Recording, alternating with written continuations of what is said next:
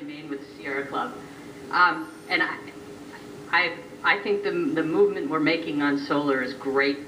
We're talking about nuclear energy, but really the bigger investments going on now are in natural gas. By the end of the next few years, Dominion will have built more than 4 gigawatts of natural gas plants.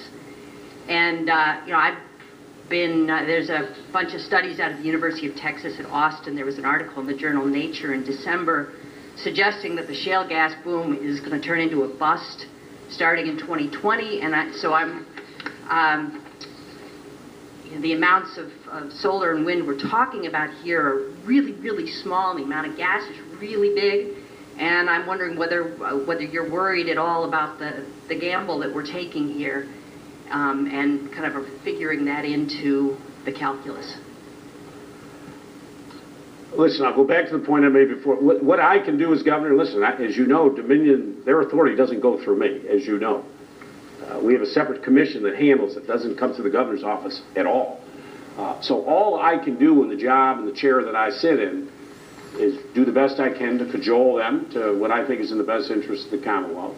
But I can take leadership roles on new industries, the solar and the wind. All I can tell you, Ivy, and you and I have had this conversation many times. I mean, I want to get us to where I want us to be a global leader on renewables. As I say, I want to build manufacturing hubs to build the blades, the turbines. That's my ultimate goal. We have the deepest port in the East Coast. We've made tremendous progress in the last year. You're on the Dominion bill, to be honest with you, the League of LCV supported what I did. And they were fine at the end. They said, yeah, I support the League of Conservation Voters. Yeah, absolutely. I checked, talked to them. They were all in. So I'm trying to work with the different constituencies to move Virginia forward. All I can tell you today, we are a different state than we were 14 months ago. We've got a long, long way to go. But just be clear, I don't get to determine how Dominion invests their resources or what type of power generation. That is done by a separate authority. Are you just to, again, try to focus this a little bit more, and then we'll stop.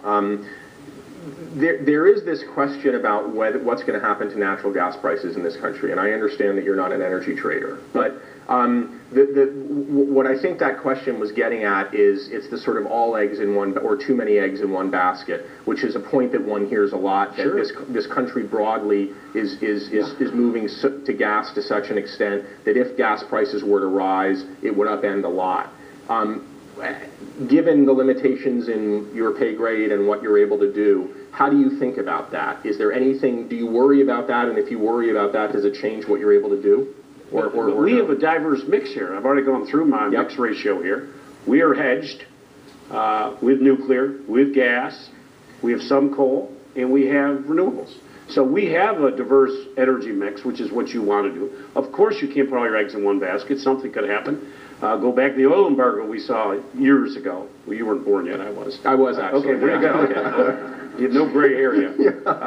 After this, I'd probably do a couple. Yeah. Right. So we have a very good diverse mix, and you want that mix out there. Yeah. And you need that, because you can't put your eggs all in one basket. You don't know what's going to happen. Gas has been an economic boon, natural gas, to the manufacturing.